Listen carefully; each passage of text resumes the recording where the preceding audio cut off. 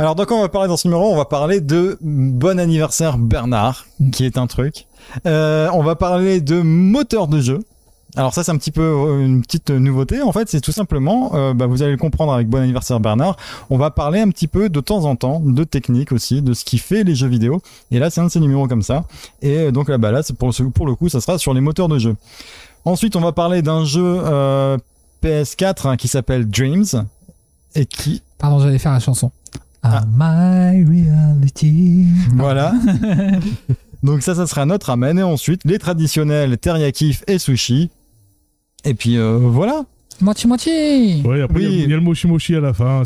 Mais j'oublie toujours, j'aime pas cette... À la base, c'est les pizzas, c'est quand même mieux. Bah ouais, mais quand on n'a rien mangé, on n'a pas... Enfin, bref, vous le saurez... Ah, pardon, j'ai spoilé. Alors, désolé. Vous saurez à la fin qu'on n'a rien mangé.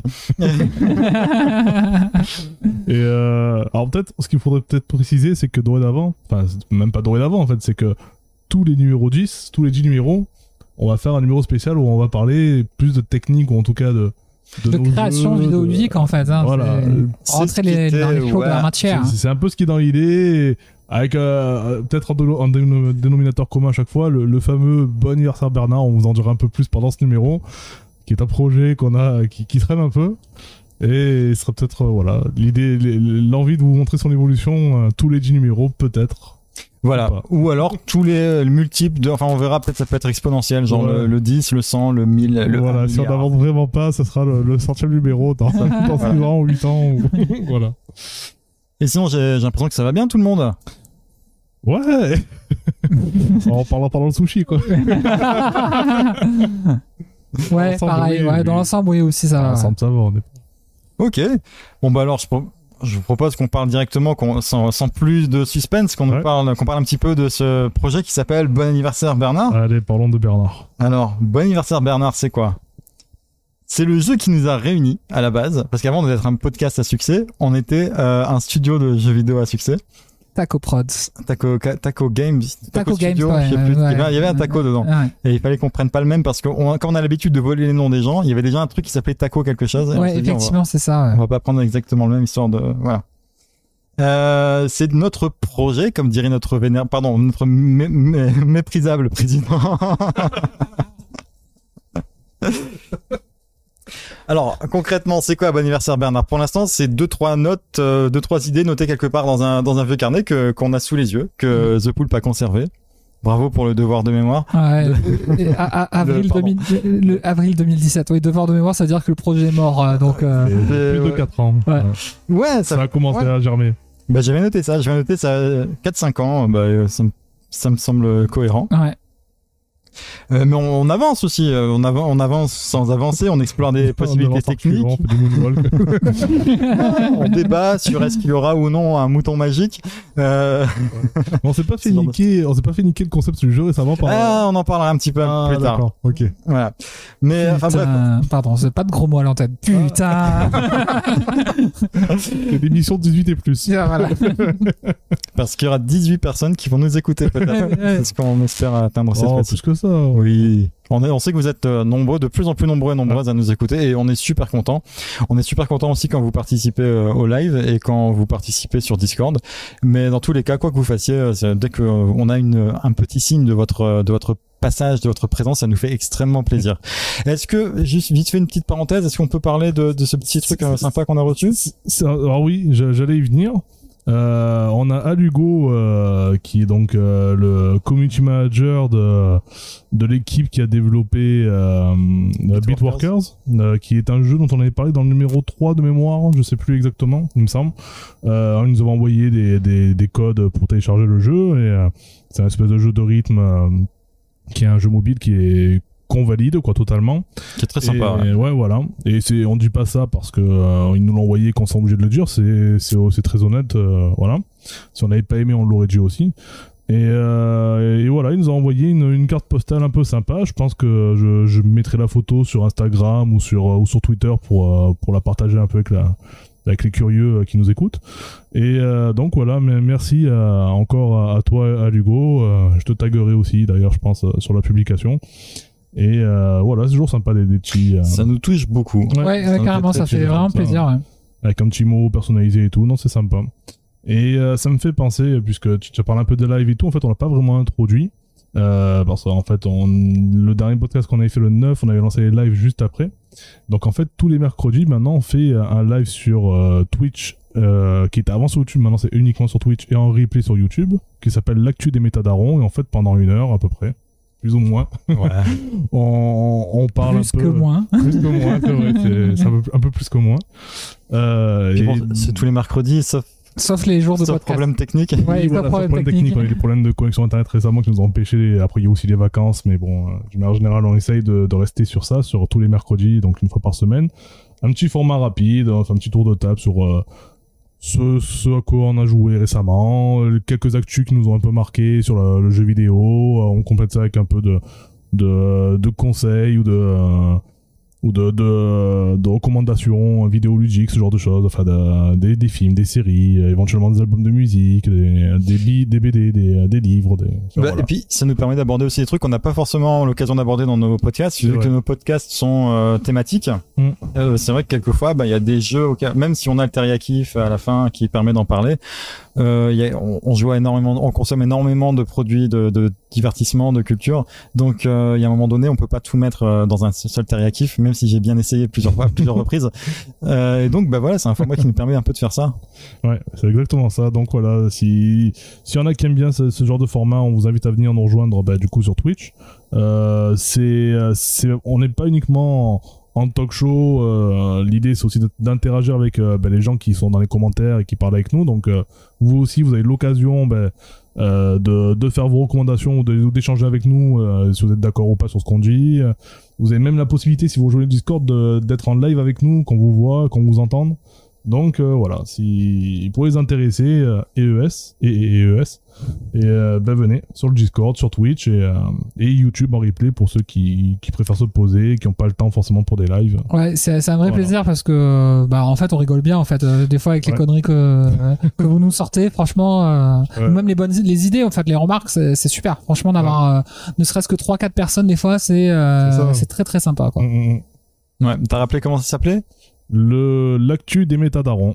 Ouais. Voilà, donc c'est notre émission tous les mercredis à 21h sur Twitch. Et oui, désormais sur Twitch. D'ailleurs, pour ceux qui ont regardé un petit peu l'émission pendant l'été, que ça se passait un peu plus sur YouTube, cette fois-ci on a décidé de passer sur Twitch et a priori c'est la plateforme qu'on va adopter. Pour les lives, ce sera du Twitch et le YouTube sera que pour des replays ou éventuellement, ça c'est une petite info qu'on vous glisse comme ça, mais il y aura sûrement aussi des contenus sur YouTube qui vont venir, des espèces de rubriques personnalisées, mais sur ça on n'a pas encore acté vraiment ce qu'on allait faire précisément, à quel rythme, mais voilà, il y a aussi du contenu quand même sur YouTube qui sera exclusif à YouTube. Du coup, après cette partie auto-sponsoring, on en revient à Bon anniversaire Bernard. C'est quoi? Donc, vous l'avez compris, Bon anniversaire Bernard, c'est 4-5 ans de procrastination furieuse. Mais à un moment donné, c'est pas notre day job, donc il faut bien manger en attendant, et on attend avec impatience l'effondrement de la société telle qu'on la connaît pour pouvoir s'y mettre. Mais alors, franchement, ce qui m'a vraiment, un des plus grands regrets de ma vie, c'est qu'on n'ait pas pu tirer profit du Covid pour faire ça. On aurait pu pendant les confinements, etc., mais c'était compliqué parce que en fait, tout simplement, on continue à bosser tous plus ou moins. Ouais, je crois ça. Ouais, tous en fait. Ouais, on restait actifs. Ouais. On n'a pas profité On n'était pas à la maison à garder Bibi, quoi. Voilà. Non. Même si ça nous aurait fait plaisir aussi de garder nos enfants à la maison, ce genre de choses. Et voilà. Bon, bref, ça s'est pas fait. En même temps, il n'y avait pas de raison de compter là-dessus non plus. C'était pas prévu à l'avance. Donc, l'idée, c'est quoi? À la base, l'idée, c'est parce qu'en fait, on s'est rencontrés, on a peut-être déjà parlé vite fait sur un hackathon il y a quelques années. Bon, donc, en 2017, c'est ça? 2016. GX. Et on s'est rendu compte qu'on aimait tous autant les jeux vidéo, tous autant qu'on était, et qu'on avait tous plus ou moins caressé un jour l'intention de peut-être mettre les doigts dedans d'une façon ou d'une autre, sans en faire non plus notre activité principale, mais peut-être avoir un side project qui serait quelque chose d'assez simple, de pas très compliqué à faire et qui serait à notre portée. Donc on a réfléchi à ça et on a trouvé un concept qui est cool. Ouais, mais on n'en parle pas maintenant. Enfin, on va parler un petit peu du concept. Après, ce qu'il faut dire quand même, alors peut-être ça va dire après, mais on n'a aucun développeur dans la team à la base. Si, c'est parce qu'on a du mal à s'organiser avec on a vraiment des horaires qui sont compliqués, et donc on a un 4e larron que vous n'avez jamais entendu. Au tout début du projet, il y avait Alexis. Oui, il y avait Alexis à la base. Mais qui nous a planté, on sait pas trop comment. Du moment qu'on allait dans son rad où il bossait, et en fait, on le voyait jamais dans son rad. C'est ça. Il a fini par partir du rad, et nous, on a continué à boire des coups là-bas, mais c'est vrai que c'était très bizarre. Et à chaque fois, on venait, Alexis, on sera à ton bar pour parler du projet. Ouais, pas de soucis. C'était très bizarre parce qu'il me disait, allez-y, vous savez quoi, passez au bar, faire la réunion, parce que sinon j'y travaille. Et systématiquement, il était pas là. Jamais. Même quand on le promettait, on le prévenait à l'avance, on disait, tu sais quoi, mercredi 14h, on passe. Ok, pas de problème, de toute façon, moi j'y travaille, donc j'y suis tout le temps. Il est là, Alexis? Bah, non. Alexis, ah oui, non, lui, non, il est pas là. Avec le recul, il avait, je trouve, des points communs un peu avec Monsieur A, non? Avec le recul. Un petit peu. C'est le côté développeur, mais... Non, mais sinon, on a le Benou, quand même, qui est... Oui, bien sûr. Ouais. J'ai compris que tu parlais de lui après quand tu disais qu'il y en avait un. Voilà. C'est pour ça que j'ai précisé Alexis, parce que je savais que tu parlais pas, tu avais oublié ça. Qui est le 4e samouraï, même s'il ne fait pas partie du samouraï Pizza Cast, mais c'est Bernard. C'est le 4e Tacoman. Peut-être qu'il sera un jour là, je crois que tu m'as dit qu'il serait intéressé pour faire des lives ou des émissions en local. Oui, on va l'inviter un jour. Peut-être qu'un jour il sera en guest comme l'a été sur nos hors-séries, ou le sera le frère de JC ou nos frères respectifs aussi. Ouais, parce que il voulait très tôt à la naissance du podcast, il nous a parlé de son intérêt de participer à quelques émissions, particulièrement sur tout ce qui concerne la musique. Ouais, je me souviens. Donc effectivement, comme c'est un point qu'on n'a pas abordé encore de manière très très approfondie, on pourrait carrément faire un hors-série là-dessus. Il y aura un numéro sur la musique. Projet là, tu parlais justement de contenu personnalisé sur YouTube. Après, genre un petit problème peut-être de copyright. Ouais. Mais je voulais faire en fait une espèce d'émission de radio en fait avec des musiques de jeux vidéo. Parce que ça existe sur certains trucs, certaines plateformes, mais en fait j'ai toujours rêvé en fait de créer une émission de radio avec des musiques de jeux vidéo. Quoi. Après, au pire, on la monétise pas, enfin, tu vois, dans tous les cas, on monétise rien sur YouTube, donc on s'en bat les couilles. Non, mais l'idée, peut-être de faire des petits thèmes. Sur Twitch non plus, hein. Sur Twitch non plus. Ni sur Spotify, ni sur Apple Music. On monétise pas tout court. Ce podcast coûte de l'argent. C'est vrai. Mais oui, non, mais dans l'idée. Ouais, voilà, parce que ça, c'est un truc, un délire que je pensais à ça. Quand tu nous as proposé cette idée-là, je pensais à ça. C'est libre, hein. C'est pour se faire plaisir. Vous vous rendez compte quand même qu'il y a des gens là qui sont en train de mourir d'impatience pour savoir de quoi parle Bernard. Et ils veulent créer leur jeu, ils connaissent quels outils pour le faire et drôle. T'avais attendu, tu avais dit 20 minutes à peu près avant qu'on attaque la partie moteur de jeu. Bah en fait. Attendez, mais comment c'est que toi tu as parlé pendant 1 heure, on te laisse. On parle maintenant. On prend un peu d'avance. J'évoque très rapidement le concept de Bon anniversaire Bernard, histoire de dire, voilà. En gros l'idée. Vous allez voir que ça va vous rappeler furieusement quelque chose. Mais c'est bien les termes qu'on avait employés à l'époque et l'idée qu'on avait employée à l'époque il y a 5 ans. Donc voilà. C'est une boucle temporelle d'environ 2 à 20 minutes selon les actions du joueur qui se déroule dans un appart. Ça se passe pendant l'anniversaire de notre ami Bernard, donc notre ami dans le jeu, pas notre ami. On n'a pas d'ami Bernard dans la vraie vie, parce que c'est un prénom un peu naze. Les pauvres. Mais voilà, du coup, si vous voulez, après, j'ai les descriptifs des personnages que j'avais notés sur mon carnet, donc on pourra en parler si vous voulez. On pourrait, ou on peut, je sais pas, ouais.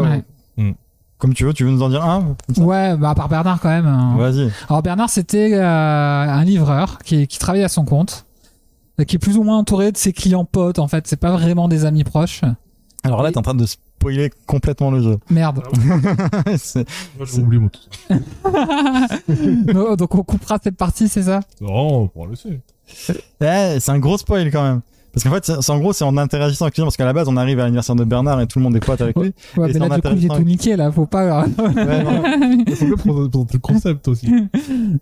Non, alors, c'est une boucle temporelle d'environ 2 à 20 minutes. Ouais. Ça se passe dans l'appartement de Bernard. On quitte pas l'appartement de Bernard, ça se passe dedans. On interagit avec les gens qui sont là et avec les objets de son appartement pour empêcher la mort de Bernard.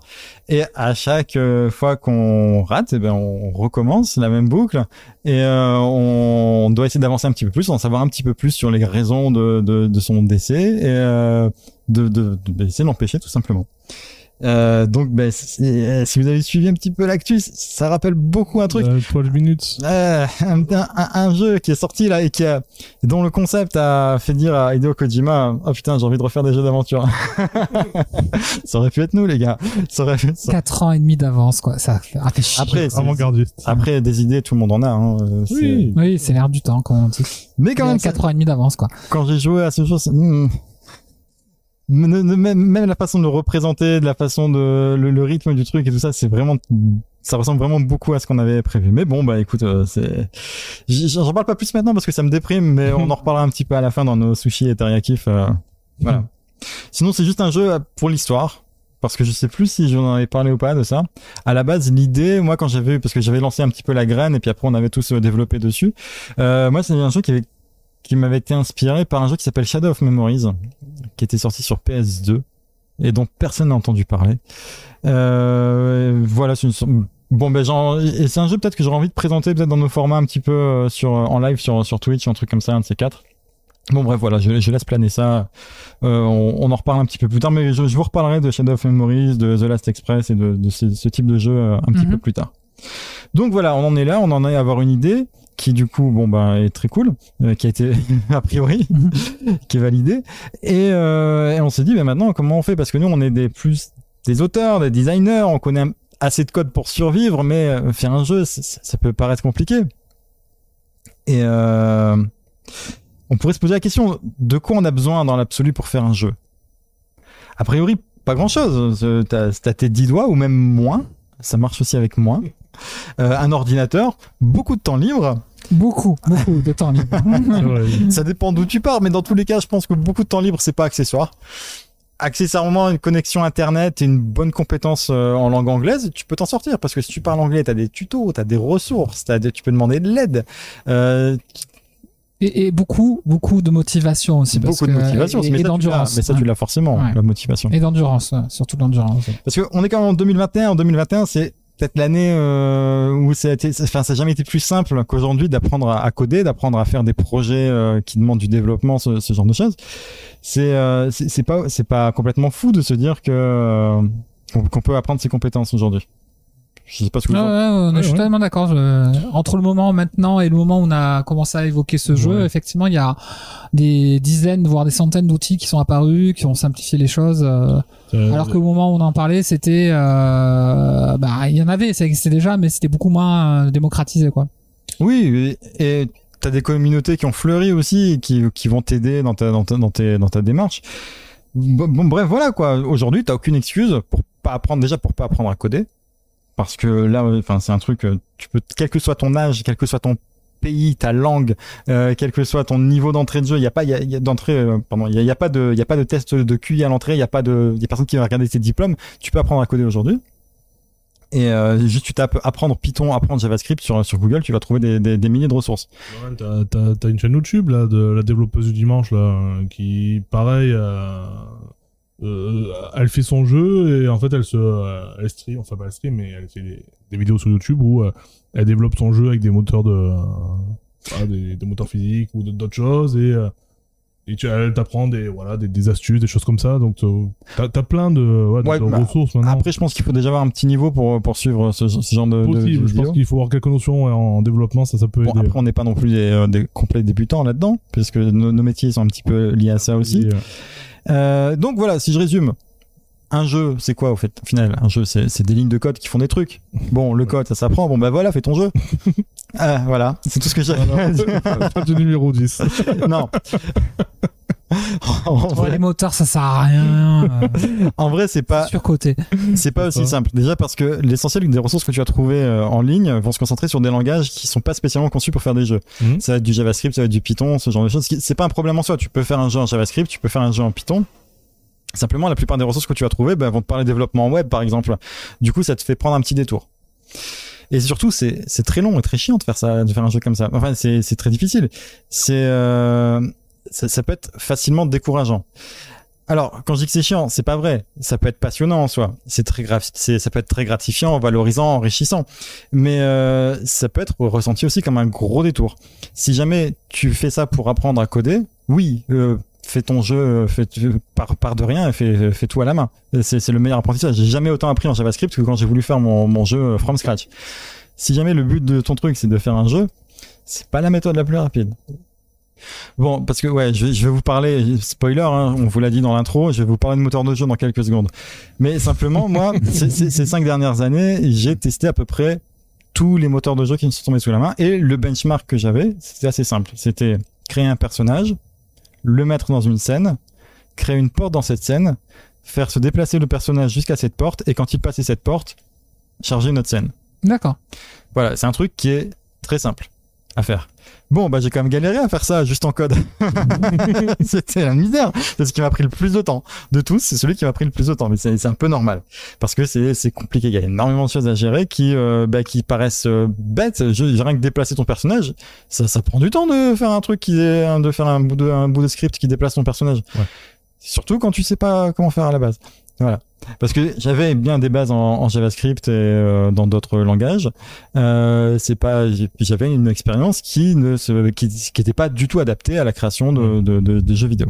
Oui, c'était dans le cadre de création de sites web principalement, donc c'est pas du tout la même utilisation du code, quoi. Voilà, quand on est, quand vraiment, si vraiment tu pars de zéro et que t'en es à apprendre à faire dire à ton ordinateur Hello World, créer ton jeu en partant de rien, c'est pas une bonne idée. Ouais. Ça peut l'être si vraiment tu veux te lancer, si tu veux vraiment devenir développeur et que tu veux apprendre à la dure, ça peut être, ça t'apprend énormément de choses. Et même quand tu commences à avoir une bonne idée de ce que tu fais, t'arrives pas à forcément faire les choses bien du premier coup. Et même si ça marche là pour toi quand tu fais exactement ce qu'il faut faire, genre tu cliques sur la porte, et ça veut pas dire que les joueurs ils vont faire exactement ça et qu'ils vont pas, je sais pas moi, essayer de sortir à travers le mur, ce genre de choses. Et ça, c'est très difficile à prévoir quand tu fais tout de toi-même de A à Z. Alors que quand tu pars d'un outil, qu'est-ce qui se passe? Je fais un aparté avec Jérém. Quand tu pars d'un outil qui verrouille un petit peu les possibilités, t'as moins la possibilité d'avoir ce genre de problème qui se génère à l'utilisation. Et mais ne serait-ce que des trucs aussi cons que par exemple faire le rendu de la lumière ou la gestion de la mémoire. La gestion de la mémoire par exemple, c'est important. Bon, moi je sais pas comment ça marche la gestion de la mémoire et trouver un tuto sur gérer la mémoire dans un jeu vidéo quand tu fais un tuto sur un truc qui est tu cherches du tout random, c'est pas forcément ce qui est le plus facile à comprendre parce que c'est pas forcément adapté à ton niveau et c'est pas évident. Et même un dernier truc qui est très chiant si tu fais ça, si c'est vraiment ta démarche et que tu veux faire un jeu et que tu veux sortir le jeu, le partager avec des gens, c'est que si tu le fais, imagine tu fais ton jeu en C# par exemple pour faire un jeu sur ton PC. Derrière, tu veux le sortir sur iOS. Faut que tu le réécrives en Objective-C. Tu veux le sortir sur Android, il faut que tu le réécrives en Java. Tu veux le sortir sur Switch ou sur PS5. Qu'est-ce que tu fais tu sais même pas comment ça marche parce que toi tu fais ça dans ton garage, toi. C'est pas le genre de truc qui est facile à appréhender. Bref, tout ça pour dire que a priori, nous, la solution vers laquelle on se tournerait, ce serait plus un moteur de jeu. Alors, pour faire une petite parenthèse, quand j'étais à la fac, donc c'était les années 2000, début des années 2000, j'avais fait quelque chose qui n'était pas l'ordre du jeu vidéo, mais qui était plutôt de l'interactivité, etc. Et je travaillais avec Director. Est-ce que Director, c'est l'ancêtre, entre guillemets, de tous ces logiciels-là, entre guillemets, ou est-ce que ça rapporte plus éloigné que... Alors, c'est une question un peu à la con, hein. Ouais, et j'aurais dû faire parce qu'en fait Director, je l'ai vu passer dans mes trucs. Ouais. Et en fait des outils pour créer des jeux ou des trucs interactifs, il y en a des milliers. Du coup, je me suis dit tu sais quoi, on va faire ça plus simplement, on va se concentrer sur ceux que j'ai retenus parmi ceux que j'ai essayé. Non mais c'est pas bête en même temps, ça fait plus de sens quoi. Tu témoignes de ton expérience. Ouais. Voilà. Donc voilà, je parlais de Director, mais Director, voilà, c'est un outil qui me permettait, voilà, de fabriquer des objets, créer des interactivités, etc. Donc voilà. À la fin, je pense que tu pouvais faire un jeu vidéo en fait avec Director, quoi. Oui, alors je pense, ouais. Après, de toute façon, j'ai quelques exemples. On va parler des trucs qui ressemblent beaucoup à ça. Donc, oui, voilà, qui sont un peu dans le même délire, quoi. Du coup, alors, c'est quoi un moteur de jeu? Alors moi, j'ai une définition. Allez, vas-y. Je propose, qui est une définition un peu classique, on va dire. Un moteur de jeu, pour moi, c'est ce qui permet de faire interagir une pluralité de médias afin d'en faire une expérience vidéoludique. Ouais. Je pense que c'est à la fois complet, mais c'est à la fois simple, mais incomplet. Ouais, parce que du coup, un un éditeur de menu de DVD, c'est presque c'est presque ça. Tu peux associer des médias et faire un truc un peu ludique avec. Ouais, non, oui, en gros, c'est ça. L'idée, ça va te proposer un framework qui contient tout ce dont tu as besoin pour commencer à faire ton jeu. Ça enlève toute la partie un peu chiante dont j'ai parlé juste avant. Et pour Monsieur A, un framework? C'est ce que j'allais dire. Un framework, c'est un ensemble de... C'est quelque chose. Merde, Googlez. J'ai marché sur mon propre micro. Non, c'est un ensemble de scripts, de technologies, d'outils qui représentent à peu près tout ce dont tu as besoin pour accomplir la tâche dans laquelle tu t'es lancé. Par exemple, je sais pas moi, un framework pour parce que c'est pas spécifique aux jeux vidéo. Vous me posez des questions, les amis. Ça, tu nous as dit poser des questions, on te répond. C'est vrai. En plus, j'ai fait le signe, mais j'ai fait inconsciemment ce signe parce qu'on s'est mis d'accord sur un petit signe qui dit quand allez-y, vous pouvez me poser des questions, je fais un signe de la main. Sauf qu'en fait, je viens de me rendre compte là à l'instant que c'est le signe que je fais naturellement quand je parle. Du coup, c'est un peu pété comme système. Et pour ça, je me disais, oh, ils sont bien chauds aujourd'hui. Ils parlent beaucoup. Non, mais par exemple, tu veux déplacer ton perso dans un moteur de jeu. Tu vas, donc là, quand je fais ce signe-là, ça veut pas dire. On avait compris. Je suis en train de réfléchir. Tu vas simplement lui coller un script qui dit, voilà, ce script-là, il sert à déplacer le perso. C'est une série d'instructions, en fait. C'est ça, mais pas que, parce que ça peut être aussi par exemple, un éditeur graphique. Qui va te permettre d'éditer tes sprites dans ton jeu. Ça peut être aussi un truc qui va te permettre d'éditer les sons, de faire un petit peu de montage. Ça peut en faire partie. Okay. T'as des variables à changer. Par exemple, tu vas dire voilà, moi je mets le script déplacer le personnage, et dedans tu vas changer juste les variables. Tu vas dire moi je change la vitesse à laquelle il se déplace, je sais pas, voilà, la direction à laquelle il se déplace quand j'appuie sur telle touche. Voilà. Mais ça, c'est des choses que tu vas changer juste dans le petit bout de code que tu vas lui associer. Du coup, tu vas pouvoir dire quand je clique là, le personnage se déplace jusqu'ici en utilisant cette animation et interagit avec l'objet que j'ai cliqué, ouvrant un menu contextuel, par exemple, avec juste un ou deux bouts de code que tu vas glisser sur le personnage. Alors quand je dis glisser, c'est parce que beaucoup de moteurs de jeu proposent une interface en glisser-déposer sur laquelle tu vas dire physiquement sur ma scène j'ai un personnage et je prends mes bouts de script qui sont dans une bibliothèque à côté et je glisse sur lui ou alors sur son nom dans ma liste dans mon code. C'est bon à savoir ça parce que c'est. Oui, et ça aide bien, quoi. Pardon.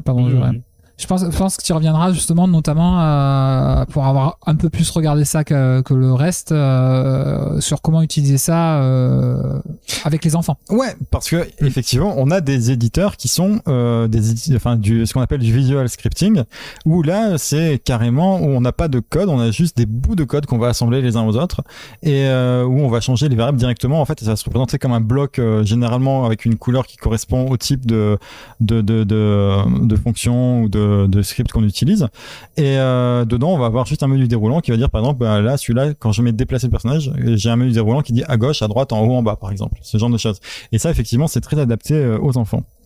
Mais ça n'est pas que adapté aux enfants puisqu'on a des outils comme Unreal Engine qui est l'un des moteurs de jeu les plus utilisés au monde, qui est utilisé pour des jeux AAA et qui fait des jeux extraordinaires, qui propose ce type d'outils.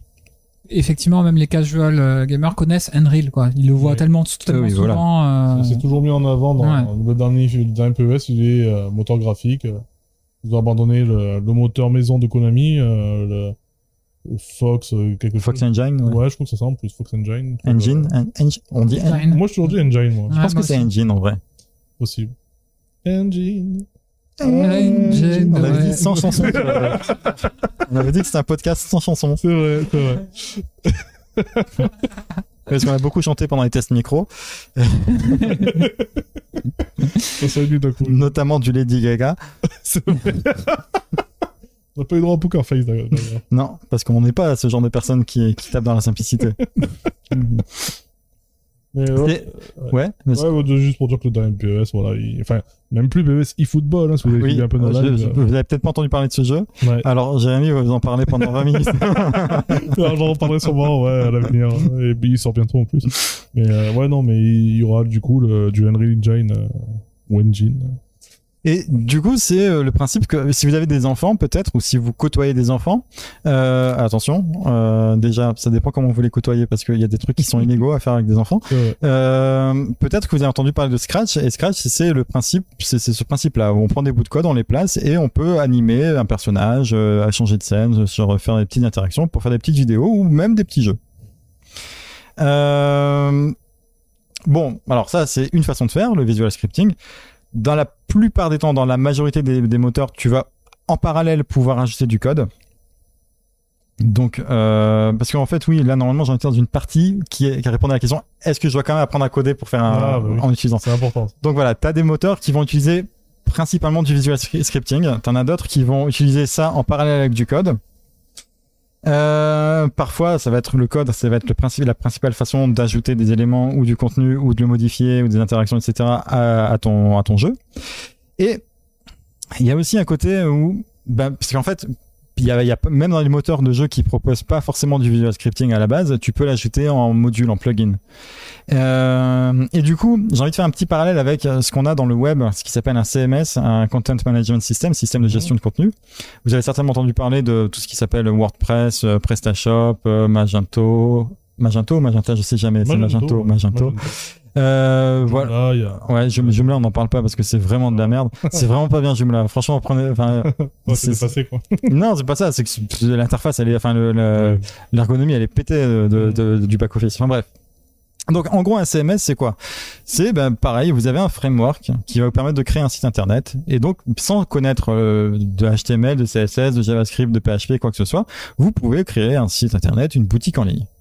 Et tout le monde peut le faire. Là, ça prend 10 minutes. Vous allez, vous suivez le tuto, même, en fait, vous lancez simplement l'installation. Vous allez, je sais pas, vous prenez un hébergement quelque part. Vous faites l'installation automatique de WordPress. Vous suivez le tuto. Vous rentrez le nom de votre boutique.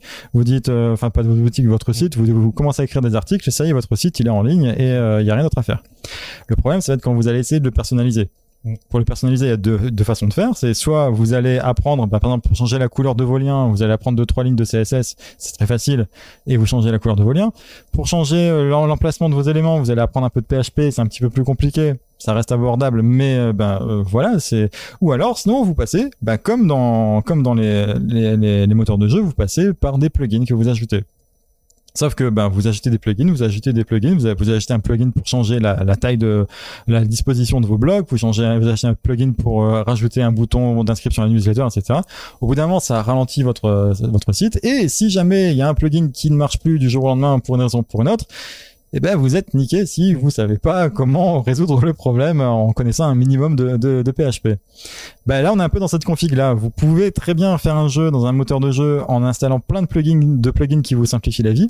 Sauf qu'à un moment donné, si un truc qui marche pas, ou si jamais vous voulez le personnaliser et lui donner un comportement qui est légèrement différent de celui qu'il a à l'origine, il va falloir que vous mettiez les mains dans le cambouis. Donc oui, ça reste intéressant d'apprendre à coder même si on utilise un moteur de jeu qui est principalement visuel, ça reste très intéressant et voire indispensable. Mais dans l'absolu, sinon le truc, vous pouvez l'ouvrir même sans savoir avoir aucune notion de code, vous pouvez ouvrir un éditeur, commencer à faire un jeu et ça fonctionne. Voilà, il reste plus qu'à ajouter tout votre talent d'écriture, de direction artistique, d'animation. On y reviendra, mais effectivement. D'autres compétences sur les c'est ça en fait. Après, le jeu vidéo implique véritablement d'être un artiste. Si on fait un jeu tout seul, par exemple, un artiste multifacette. Donc. Faut être polyvalent. Voilà. Puis dès qu'on va ajouter une petite couche de polish dessus, ça peut prendre facilement entre à la louche entre 2 semaines et 25 et 1000 ans pour ajouter juste un petit effet sur un menu si on a envie. Non, mais voilà, il y a pas vraiment de moyen de mesurer ça quand on met les mains dedans pour la première fois et ça peut être très compliqué. Est-ce que vous avez des questions sur cette partie, mes amis? J'imagine que tu as prévu plus tard de parler de trucs style RPG Maker ou quoi? Ouais. Mais juste avant ça, en fait, je voulais parler vite fait de quelques. T'avais une question? Ouais, mais justement, peut-être que ça va anticiper un petit peu ce que tu t'apprêtes à dire. Moi, quand j'ai regardé un petit peu la question, parce que je connais pas, à part effectivement dans les écrans d'annonce des jeux vidéo, du coup, c'est comme ça que j'ai repéré les moteurs de jeu. J'ai vu qu'il existait plus de moteurs libres que de moteurs propriétaires. Et quelle est la différence entre les deux? Mais ça, peut-être que tu y répondras. Et quel est l'intérêt de choisir plutôt un moteur libre? Effectivement, j'imagine que c'est aussi une question de commercialisation. C'est principalement ça en fait. C'est un moteur libre, tu vas pouvoir contribuer. Il est géré par la communauté, donc bon ça veut dire que si jamais ton moteur il est en version 0.4.5, il y a peut-être des fonctionnalités qui n'existent pas. Par contre, si c'est un moteur qui existe depuis un certain nombre d'années et qui est bien maintenu, en général, il va avancer un peu plus vite, il va progresser, il va avoir des nouveautés, il va se mettre à jour au niveau de la technologie actuelle et des modes actuels, peut-être un peu plus vite qu'un projet commercial. Un projet commercial, déjà, il va être payant. Voilà. Alors payant oui et non parce que par exemple Unity et Unreal ils sont passés en mode gratuit depuis un certain nombre d'années maintenant. Enfin en tout cas je crois que c'était Unity qui avait commencé et puis après Unreal a suivi. Maintenant en fait le moteur tu le payes que si tu fais un certain revenu. Si t'as vendu assez de jeux pour en faire une activité commerciale. Donc je trouve ça plutôt cool. Ouais carrément c'est une bonne approche. Carrément dans l'idée de voilà tout le monde se met à coder et tout le monde peut se mettre à faire un jeu. Voilà je trouve que l'initiative est vraiment très très cool. Mais voilà, c'est vrai que j'ai pas forcément fait la distinction entre les deux. Ça va être plus simple, par exemple, si jamais t'as besoin d'un truc spécifique. Et tu dis, voilà, on est nombreux à vouloir cette fonctionnalité qui est vraiment truc con. Par exemple, je sais pas moi, tu veux un mode nuit dans l'éditeur. Bon si jamais c'est un truc qui est géré par une commu, c'est plus simple de dire les gars, ce serait cool, on est nombreux, on fait un petit vote et voilà, ce serait bien que vous ajoutiez un mode nuit à l'éditeur parce que moi ça me pète les yeux par exemple. C'est l'exemple le plus con que je puisse trouver. Oui, mais voilà, en gros, t'as une interaction, t'as peut-être un échange qui est un peu plus direct, voilà, alors qu'un éditeur commercial, lui, il a d'autres enjeux derrière. Généralement, ils sont faits pour exporter vers toutes les plateformes. Donc ils ont d'autres contraintes aussi. Eux, faire un petit changement, c'est jamais un petit changement. Alors que toi, sur un éditeur qui est fait, voilà, pour faire des jeux pour par exemple un platformer 2D classique, tu as besoin d'avoir un peu des textures jolies. Voilà, généralement. Et tu peux aussi contribuer. Ouais. Donc l'aspect communauté. Ouais. Et après, il y a aussi que c'est pas mal de s'engager dans des produits, de donner un peu d'importance à des projets libres. Parce que c'est quelque chose qui est géré par la communauté, par des gens qui donnent leur temps et leur passion pour faire ça. Et à aucun moment on te dira, par exemple, comme tu peux avoir sur certaines plateformes des jeux pour lesquels on va te dire toi là t'as fait un truc.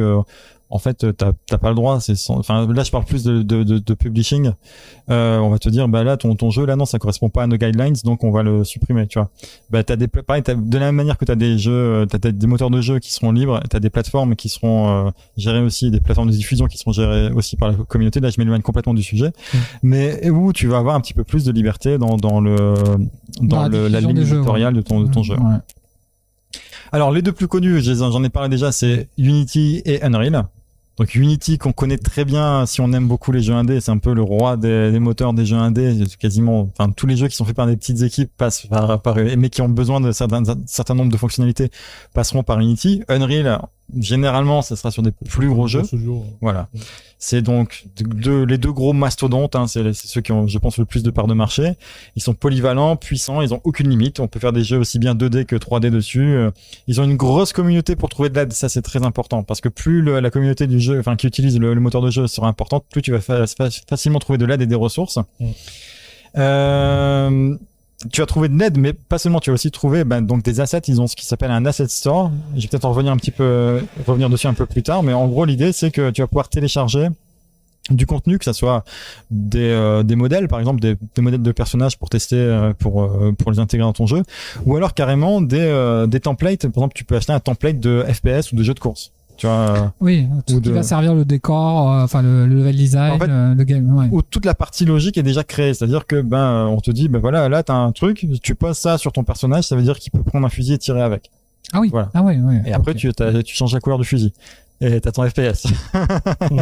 J'exagère un petit peu, mais c'est quasiment ça. Alors, Unreal a cet avantage de proposer nativement le système de Blueprint, qui est du coup un système en drag and drop, qui vient se substituer au code. Donc, tu peux coder à côté, mais tu peux aussi utiliser ça. Et donc, c'est très ouvert aux débutants. Mais tu peux ajouter aussi des modules qui font ça dans Unity. Tu as des modules qui rajoutent ça dans Unity. Leur avantage, c'est qu'ils exportent pour toutes les plateformes. Donc là, tu fais ton jeu une fois et tu peux le balancer sur toutes les plateformes qui existent. Ils font tout. Leur seul inconvénient, c'est que c'est des usines à gaz et que t'exploiteras pas un millième des outils qu'ils te proposent et que du coup, le code est pas forcément spécialement optimisé, le code qu'ils produisent, encore que ça doit être gérable, mais bon, j'en ai aucune idée de ça. Voilà. Mais dans tous les cas, est-ce que c'est possible? Tu te poses la question, est-ce que c'est possible de faire mon jeu auquel j'ai pensé, auquel personne n'a jamais pensé à faire un jeu comme ça avec Unreal ou Unity? Oui, la réponse est oui. Tu peux le faire. Donc voilà, il y a rien qui t'en empêche, même au niveau financier. Donc je disais, c'est gratuit. Il y a des tutos. C'est pas, je vais pas dire que c'est facile à prendre en main, mais c'est faisable. Voilà, tu t'acharnes un petit peu, c'est faisable. Tu passes une semaine dessus, tu vas commencer à prendre tes marques et tu vas commencer à pouvoir poser des trucs et avoir visuellement un résultat, quelque chose à montrer à tes potes. D'accord. T'avais une question, The Poulpe, je crois? Non, pas forcément. En fait, je pensais justement au niveau de la prise en main, mais tu viens d'y répondre en fait. D'accord. Ouais. Alors après, les deux autres qui viennent juste après. Qui sont du coup pour le coup un peu plus faciles à prendre en main et qu'on conseille plus souvent aux débutants, ça va être Game Maker et Construct. Je sais pas si vous avez entendu parler de ces jeux. Donc il y a des jeux commerciaux qui ont eu un gros succès, qui ont été sortis sur ces jeux. Il y avait Risk of Rain, je crois, qui a été fait sur Game Maker. Il y en a plein de jeux sur Game Maker. Sur Construct, il y avait un exemple français. C'était quoi? The Next Penelope, je crois, non? Je sais plus, ça vous dit quelque chose? Non. Bref, pareil. je crois que c'était celui-là. Voilà, donc là aussi, c'est du code en drag and drop, pardon, avec un minimum de code. Alors, je crois que de mémoire, l'export de Construct était pas ouf. Je crois que ça exportait qu'en HTML, donc il fallait passer derrière par un truc qui te convertissait ça dans d'autres formats. Mais quand j'avais essayé, c'était la version 2, ils sont passés à la version 3 depuis. Donc j'imagine qu'il y a peut-être des améliorations là-dessus, j'ai pas testé. Okay. Game Maker, le petit truc un peu relou, c'est la gestion des licences. C'est un peu compliqué à comprendre. Alors je crois qu'ils ont simplifié ça récemment, mais pareil, quand je l'avais acheté, moi, il y avait tout un tas de licences différentes selon les plateformes sur lesquelles tu voulais exporter. Genre, t'as acheté Game Maker, il y avait déjà plusieurs versions de Game Maker selon je sais plus quels étaient les critères. C'était assez compliqué à comprendre. Et derrière, tu devais acheter en plus un outil d'export si jamais tu voulais exporter par exemple pour PC, un autre pour Android, un autre pour iOS, mais ça reste possible, donc pourquoi pas, voilà. Voilà, c'est clairement ceux sur lesquels ça m'a pris le moins de temps de faire mon benchmark, comparé à Unity et à Unreal. Ça m'a pris genre 10-15 minutes sur Game Maker et Construct, là où ça m'a pris plusieurs heures sur les autres. Il y a un truc qui est sympa aussi, Game Maker propose t'as des outils, par exemple, tu peux faire un éditeur de sprite dedans, tu disposes d'un éditeur de sprite dedans qui te permet de faire tes propres personnages et tes animations, etc. directement dans le moteur de jeu.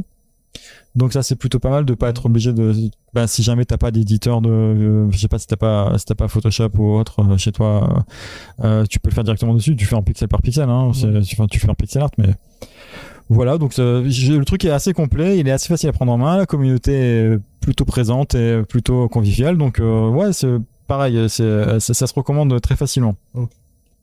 Un truc emmerdant, c'est tu fais un peu plus de code quand même dans Game Maker, et c'est du code qui est fait dans leur langage à eux. C'est un truc qui est dérivé, je crois, du C#. Non, pardon. C'est peut-être un truc qui est dérivé du JavaScript, je sais plus. Enfin bref, mais du coup, si jamais tu veux te lancer, si jamais tu veux changer d'outil entre temps, le langage que tu apprends dedans, il te sert que pour Game Maker, même si les bases sont les mêmes pour plein d'autres langages. Sur Construct, je crois que c'est du JavaScript. Dans la même veine, t'as des trucs qui sont un peu moins connus, du coup, avec une communauté peut-être un petit peu moins active, qui sont Stencil et Game Salad, que j'avais essayé. Game Salad qui était très bien, qui est très facile à prendre en main, mais qui pour le coup est passé en mode parce que ouais, du coup Game Maker et Construct, tu as plusieurs façons de les acheter, dont une qui est simplement de payer une licence à vie, que tu payes une fois, qui est un modèle très honnête, je trouve. Et Game Salad, c'est uniquement par abonnement, c'est un peu relou. C'est la plaie, ça. C'est pareil que l'invention du DLC, ça. Ouais, parce que t'as un côté, surtout quand t'es sur ce type de projet, où t'as un côté, c'est la double peine, tu vois, tu galères à faire ton jeu, et plus tu prends du temps, plus tu payes. Du coup, je trouve ça un petit peu décourageant, en fait. Mais sinon, il était facile à prendre en main. Et pour les enfants, mais pas que limité aux enfants, j'ai fait la recherche pour The Poulpe qui du coup avait un projet. Est-ce que tu veux nous en parler vite fait Ouais, j'aimerais bien. Après, ce sera peut-être pas pour cette année parce que j'ai peut-être l'amorcer en fait. Justement, j'avais besoin un peu de conseils et du coup, c'est un peu ma question.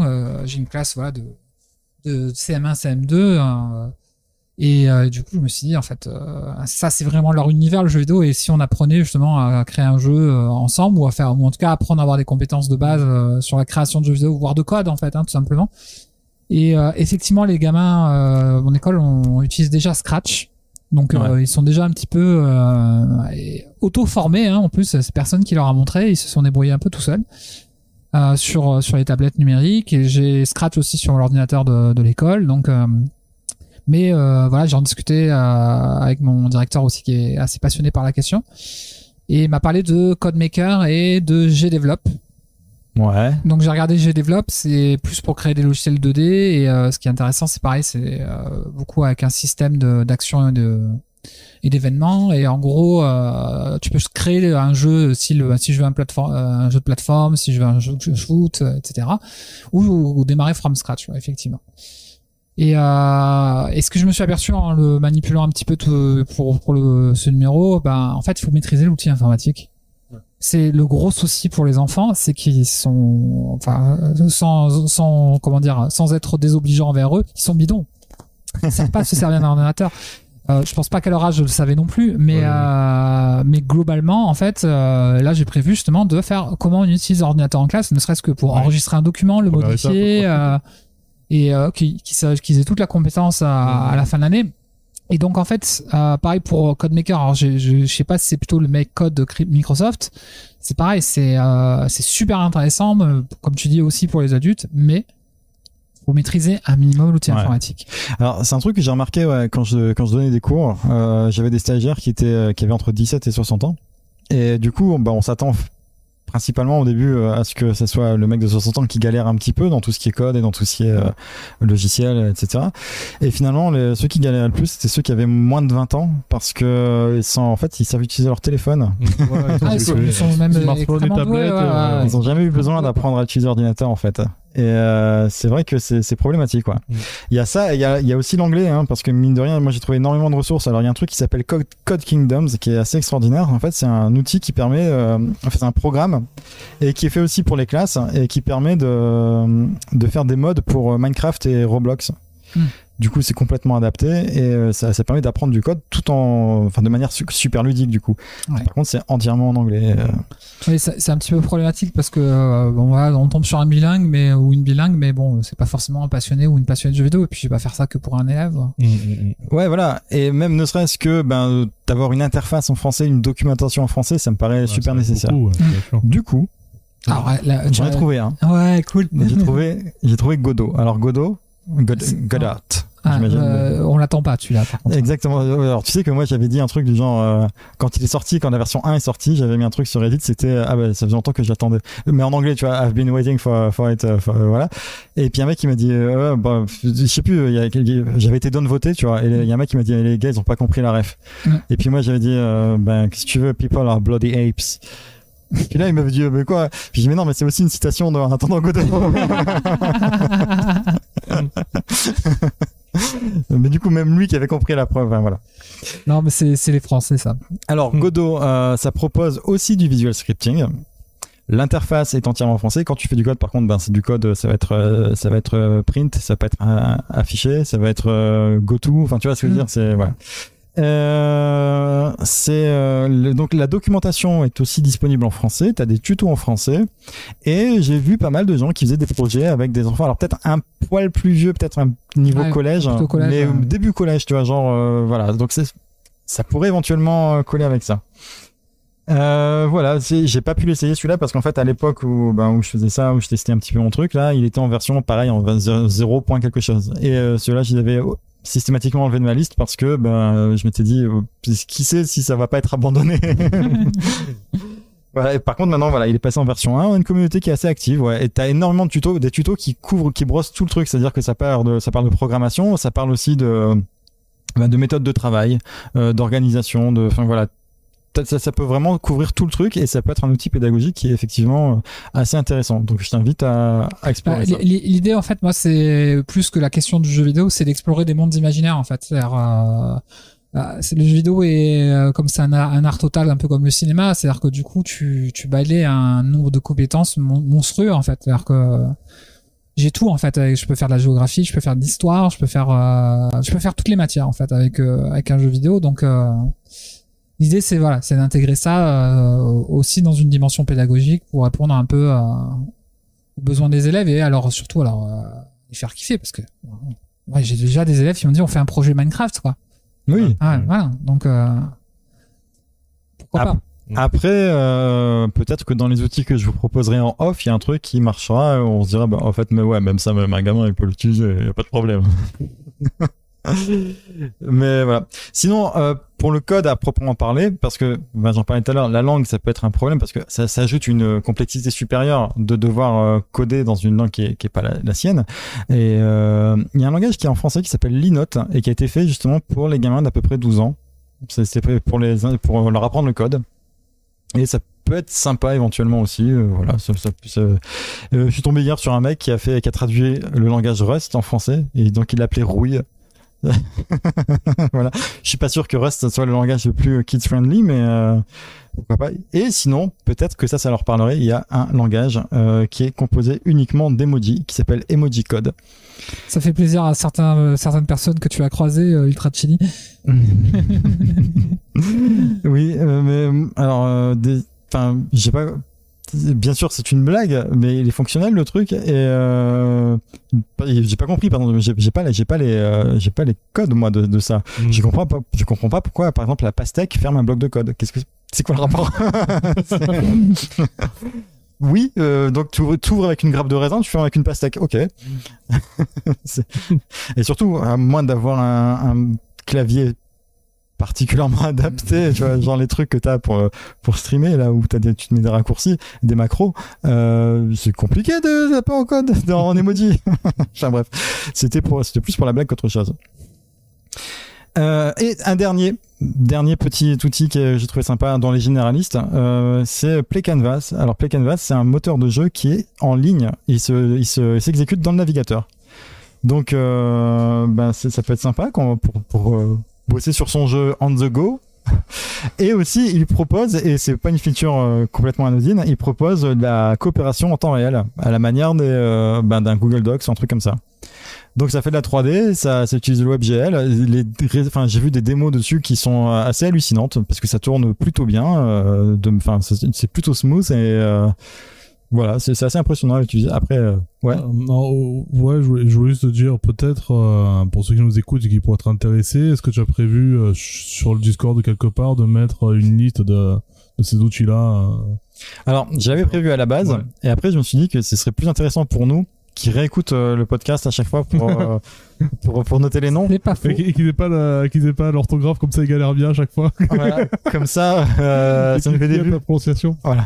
Non, mais oui, on leur mettra quelque part.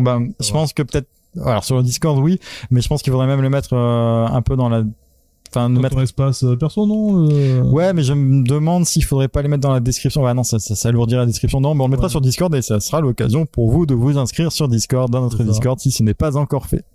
Sur le feed dédié à Chili, à Ultra Chili, qui s'appelle, je sais plus comment il s'appelle ton espace. Je sais plus non plus. Le Chili Nuggets. C'est ça. Ah, Chili Nuggets, voilà. Dans le Chili Nuggets, il y aura vu que c'est ses recos, c'est ses infos, ce sera dans sa partie. Alors, quelques conseils, peut-être pour vous guider, parce qu'énormément, là, j'en ai cité 6 ou 7, il y en a, je vous ai dit, des centaines, hein, donc, comment choisir son moteur de jeu? Ouais. Alors, déjà, vérifiez que le moteur de jeu est adapté à la plateforme ciblée. Si jamais vous utilisez par exemple un truc qui exporte que pour le web, qui exporte que des jeux en HTML, et que tu veux sortir ton jeu sur Switch, déjà, ça rajoute une étape supplémentaire à la fin qui est pas forcément évidente. Bon, c'est une info qui est généralement très bien documentée sur les sites des différents, sur les sites des éditeurs. Donc, il y a pas de problème, ça se trouve facilement. Éventuellement, si jamais tu as déjà des notions, utilise un moteur qui utilise un langage que tu connais. Voilà, même si tu penses utiliser essentiellement l'éditeur visuel, on en a parlé tout à l'heure, c'est bien quand même de pouvoir s'y retrouver un petit peu dans le code. Vérifie que le moteur de jeu est un projet qui est toujours maintenu. Alors, surtout pour les projets open source, vérifie que son truc il est pas en version 0.0.2 et qu'il n'a pas été mis à jour depuis 2014 parce que là, voilà. Les mises à jour régulières, c'est important, quoi. Et le plus important, c'est la communauté. Jette un œil vite fait, ne serait-ce que si jamais tu as une section dédiée au moteur de jeu sur Stack Overflow, c'est bon, t'es golden. Tu sais que il y a une communauté conséquente. Et un dernier pour la route qui est pas forcément un prérequis, mais qui me semble pour moi essentiel, c'est la présence d'un asset store. Donc j'en ai parlé tout à l'heure vite fait. Asset store, c'est un magasin en ligne qui te permet d'acheter des des éléments de jeu, que ça soit des personnages, des décors, mais aussi des systèmes de jeu. Par exemple, je sais pas, moi, tu sais pas dessiner un renard, t'achètes un renard et voilà, t'as un renard pour ton jeu. Et ça arrive quelquefois qu'on voit des jeux comme ça, enfin, je vois des jeux qui sortent et je me dis, ça, j'ai vu dans l'asset store. Voilà, c'est un peu pour Jérôme, tu me contrarieras, pour aussi des fois des banques d'images pour les graphistes aussi. Oui, c'est même équivalent. Ouais. Sauf que là, voilà, t'as aussi des templates complets. Par exemple, il y en a un que je possède qui s'appelle Adventure Creator et qui transforme Unity qui simplifie énormément Unity pour la création d'un jeu d'aventure graphique. Ah, c'est cool. Ok. Voilà, donc tu peux faire ça. Encore une fois, ça rajoute une couche par-dessus ton éditeur, ce qui est pas forcément ce qui va alourdir un petit peu ton travail, même si ça va te simplifier la démarche pour toi sur tous les aspects. Une alternative, sinon, les makers. Alors, qu'est-ce que j'appelle les makers? Pour moi, c'est des moteurs de jeu en fait, mais qui sont spécifiquement créés pour un type de jeu, et qui te permettent de créer encore plus facilement ton jeu en fournissant généralement une interface graphique qui te permettra de faire un peu tout ce dont tu as besoin en glisser-déposer. Le plus connu, ça sera RPG Maker. RPG Maker. Ouais. Je pense que à peu près tout le monde a essayé RPG Maker. Tous les fans de JRPG, je pense on a tous fait un petit... dans les années 90, quoi, au moins, quoi. On a tous fait un RPG avec tous les personnages chez nos potes de collège, et il y en a un qui s'appelle Trunk et il vient du futur. Et t'as Cloud et t'as Barrett. Ouais, moi c'est Edgar, Sabine, Terra, voilà, c'est plus la petite génération avant, quoi. C'est ça. Bon voilà, RPG Maker, tu fais ton RPG tu fais ton RPG en 2-2. Non, tu commences à faire un RPG en 2-2. En quelques heures, t'as un truc qui est jouable, que tu peux partager avec tes potes. Et après, l'imagination est ta seule limite. Tu peux, faire un RPG qui dure 50 heures, ça va te prendre beaucoup plus que 50 heures. Mais, techniquement, il n'y a pas de barrière, quoi. Tu poses des tuiles sur ta scène et ça te fait tes décors, tu poses tes personnages, tu les animes et tu fais tes sprites. Tu peux tout faire dans RPG Maker, tu fais ton RPG à l'ancienne. Il y a des jeux commerciaux qui sont sortis, qui sont issus de RPG Maker. Je crois qu'il y avait To the Moon, il me semble, qui a été fait sur RPG Maker. Il y a quelques-uns, ouais, effectivement. Voilà, donc voilà, ça c'est ce que j'appelle les makers. La différence donc avec un moteur de jeu généraliste, c'est que ça va se concentrer sur un type de jeu, donc t'es pas perdu dans les fonctionnalités, c'est plus simple à appréhender. Normalement, ça te file absolument tout ce dont tu as besoin pour faire ton jeu. Tu as vraiment tout dedans. C'est ça qui est important, c'est que tout est inclus dedans. En plus, donc, ça fournit un framework qui est un peu plus verrouillé. Donc, encore une fois, moins de possibilités de faire des trucs qui cassent ton jeu. Parce que là, par exemple, quand on te dit, là, tu crées une scène, la scène, elle est là, les limites de la scène, elles existent dans le moteur, et puis c'est tout. Il y a pas de, tu sors de la scène parce que t'as créé une scène dans Unity qui est bloquée par des murs, et en fait, les personnages passent à travers les murs. Ça, c'est pas possible. Tu vois, là, ta scène, elle est limitée, elle est définie quand tu la crées dans le moteur. Ce genre de problème n'existe pas, normalement. Donc, RPG Maker, quelques exemples, hein. RPG Maker, j'en ai parlé. Enfin, voilà, je pense que tout le monde voit ce que c'est à peu près RPG Maker. Visionnaire Studio pour les jeux graphiques, donc les jeux d'aventure graphique à l'ancienne, genre Day of the Tentacle, etc. D'accord. Day of the Tentacle qui a été fait avec Scum, qui est ouais, j'allais dire voilà, c'est l'éditeur, je dirais, originel. Voilà, voilà, t'arrives, tu poses ton fond. Sur ton fond, genre tu mets une photo de ta ville. Dessus, tu dessines des zones, tu dis ça c'est un escalier, le personnage peut marcher dessus, ça c'est un mur, il peut pas marcher dessus, là il y a un bouton, il peut appuyer dessus. Quand tu sélectionnes ton bouton, tu dis voilà, quand je clique sur son bouton, il se passe ça. Et c'est très très simple. Tu fais vraiment ça de manière graphique, c'est super facile à prendre en main. Je crois qu'il y avait la plupart des jeux 2D de Daedalic Entertainment ont été faits comme ça. Je crois que la série des Deponia, etc. ont été faits sur Visionnaire. C'est vraiment très très simple d'utilisation. Donc, Adventure Creator sur Unity transforme plus ou moins Unity en ça, un truc, voilà. Il y en a d'autres, hein. T'as Adventure Game Studio, il y en a plusieurs, il y en a plusieurs dans le même genre. Visionnaire, dans ceux que j'ai essayé, c'est celui qui me semblait le plus complet et tout en étant facile d'utilisation. Et avec une interface graphique qui est agréable aussi, parce que il y en a beaucoup de ces makers qui sont un petit peu vieillissants et qui sont pas forcément très ergonomiques. Par contre, voilà, l'inconvénient avec ça, c'est que si jamais tu veux faire un autre genre de jeu, bah t'es un peu coincé. Genre tu veux faire un shoot 'em up, tu peux pas. Ou alors c'est un shoot 'em up au point and click et c'est pas ce qu'il y a de plus. C'est un concept. C'est un concept. Il y a peut-être quelque chose à creuser là. En parlant de shoot 'em up, je suis tombé vite fait. J'en parle vite fait la dernière fois sur Facebook parce que je suis inscrit dans un groupe qui parle de shoot 'em up. Il y a un Français dont j'ai oublié le nom qui propose My Shmup. Oui, je vous en avais parlé vite fait. Ouais. Et qui permet, voilà, comme ça, pareil, en glissant et déposant des éléments sur le truc, de faire son shoot 'em up. Bon, bah, pour le coup, ça exporte sur le web, mais il y a une communauté quand même qui marche, il y a des tableaux de score, etc. Si vous avez envie de lancer un proto ou juste de mettre les doigts dedans vite fait comme ça peut être une expérience sympa. Pour tout ce qui est, il y a étonnamment énormément de moteurs de jeu, enfin de framework et tout ça pour faire des jeux textuels ou des visual novels, alors qu'on se dirait que c'est peut-être le truc le plus simple à faire et que au niveau code c'est pas grand chose, mais il y en a même des trucs commerciaux sur Steam, etc., des trucs qui se vendent 60 balles qui font ça, qui t'affichent du texte et de l'image. Sinon, celui qui est peut-être le plus utilisé, c'est RenPy. C'est du Python. Alors ça va plus se rapprocher, il y a beaucoup de code, tu vas coder à la main. C'est pas visuel, mais c'est très simple à appréhender. Il y a vraiment très peu de choses à apprendre pour le faire. En gros, t'affiches de l'image, t'affiches des textes, et c'est un livre dont vous êtes le héros, quoi. Tu dis quand je clique sur ce choix-là, je vais à la page machin, à mon chapitre autant, et voilà quoi. Ok. Ouais. Sinon il y a aussi Twine. Ouais, j'ai pensé justement quand je décrivais ça, ouais. Qui pour le coup est plus graphique, hein. On pose des chapitres, enfin des petits blocs de texte, on les relie entre eux avec des mots clés. C'est pareil, à prendre en main, ça prend rien. C'est un peu plus compliqué à personnaliser par contre. Si jamais tu veux ajouter des fonctionnalités, ça va être beaucoup plus compliqué dans Twine que dans RenPy. Okay.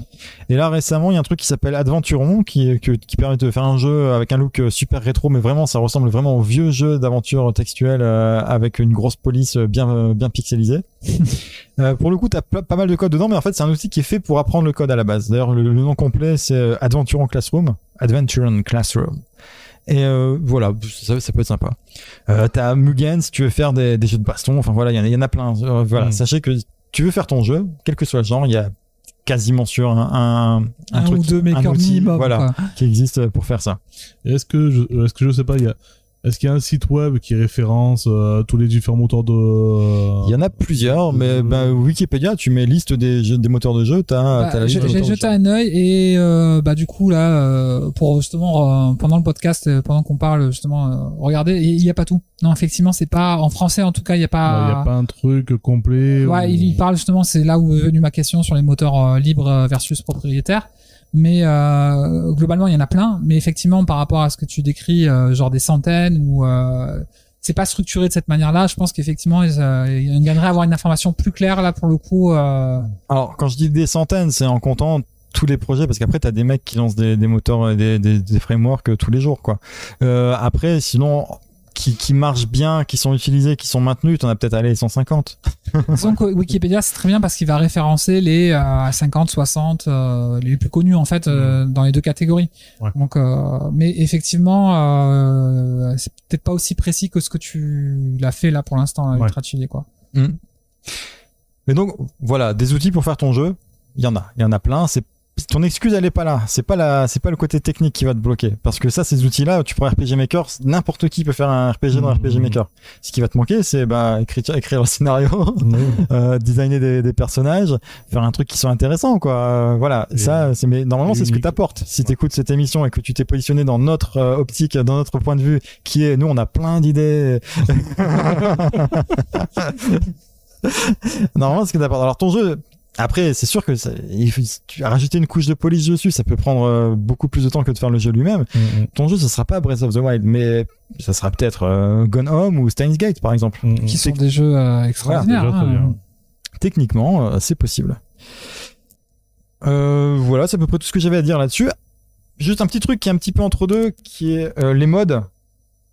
parce que peut-être que ça peut être une alternative enfin ça peut être une option pour certains d'entre vous qui nous écoutez. Moi, c'est un truc que je connais pas bien. Enfin, j'installe des mods sur mes jeux déjà assez rarement. Mais alors, chercher comment ça se fait, j'ai jamais trop creusé.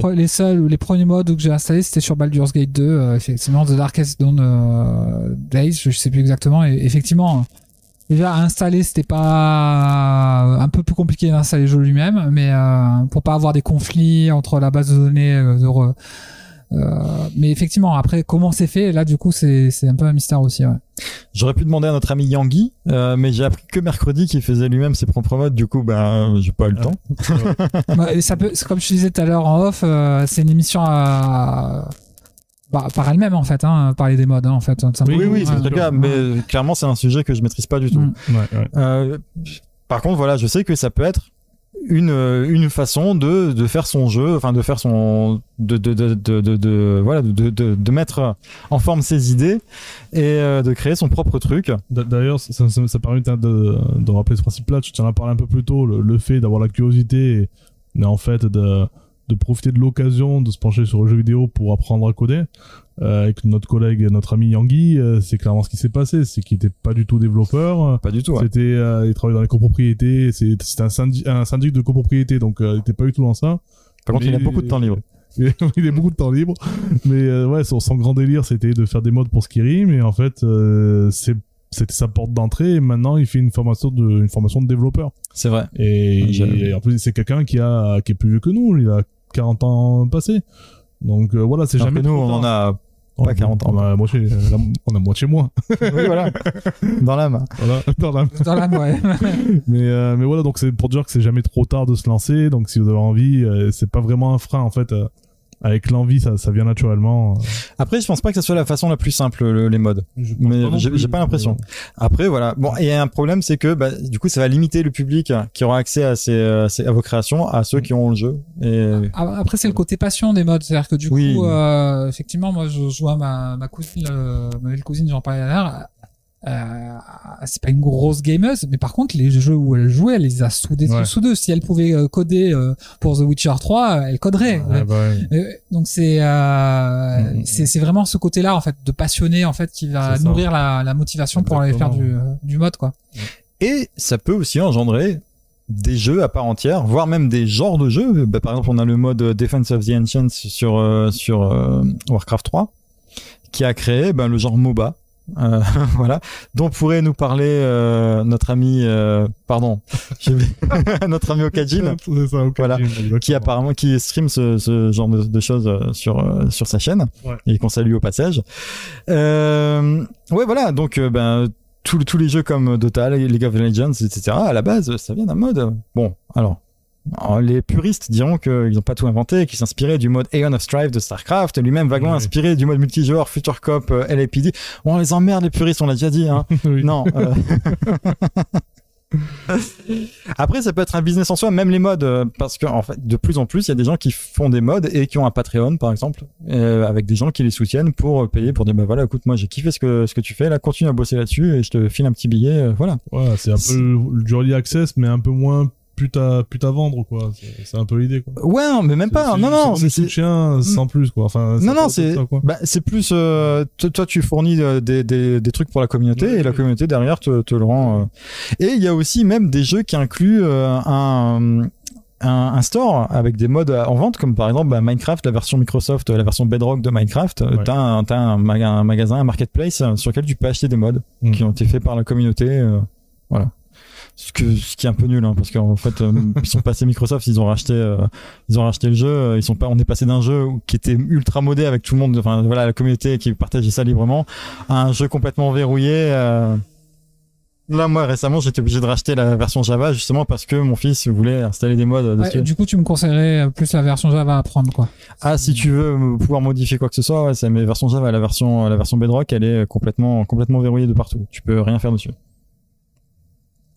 Et du coup, j'ai une question par rapport à la différence entre un moteur de jeu classique et les makers, en fait, en dehors de la contrainte du fait que tu es cloisonné peut-être à un type de jeu ou un genre de jeu.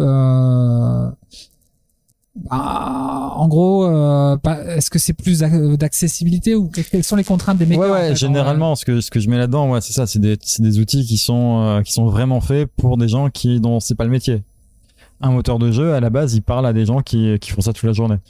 Alors que, voilà, sur un, encore une fois, je reprends RPG Maker, tu peux l'utiliser tu pourrais l'utiliser pour faire un jeu si t'es un professionnel, t'as le droit. Mais à la base, ça s'adresse pas à eux, quoi. Et du coup, là, si on devait faire bon anniversaire Bernard, ça serait plus sur un maker? Bah, ça pourrait être sur Visionnaire ou ça pourrait être sur Unity avec Adventure Creator, par exemple. Ouais, voilà, donc un petit peu un mix entre les deux, dans le sens où on utilise un outil, un moteur de jeu puissant, mais avec une interface qui est beaucoup plus accessible. Et dernier point, et qui va faire la transition avec notre ramen, si vraiment tout ça vous semble encore un peu compliqué, si ça vous impressionne et que vous dites je suis pas sûr que c'est encore pour moi, mais que vous avez quand même envie de faire un jeu, il y a des jeux pour faire des jeux. C'est un truc qu'on a vu arriver depuis un certain temps. Voilà, on a eu des jeux dont le principal intérêt, c'est de proposer un éditeur dedans, dans lequel on va pouvoir faire nos niveaux ou voir nos jeux complets. C'était le cas, par exemple, de Little Big Planet de Media Molecule. Ouais, effectivement, c'est un des précurseurs, en fait. Voilà. Si ce n'est le précurseur. On a les Mario Maker aussi, qui proposent ça. Ça s'adresse à deux publics, hein. D'un côté, il y a ceux qui veulent profiter d'un contenu potentiellement infini, puisqu'ils profitent des contenus créés par la communauté, et aussi ceux qui veulent créer leur propre niveau, leur propre jeu de leur côté. Et les deux sont pas forcément mutuellement exclusifs, mais voilà. Jusque-là, c'était souvent cloisonné un genre. Souvent, c'était tu vas faire ton jeu de plateforme. Et là, aujourd'hui, récemment, on a eu 2 jeux qui sont sortis, qui sont un peu plus généralistes, qui permettent de faire vraiment un peu ce que tu veux, et qui sont l'atelier du jeu vidéo de Nintendo et de l'autre côté Dreams de Media Molecule.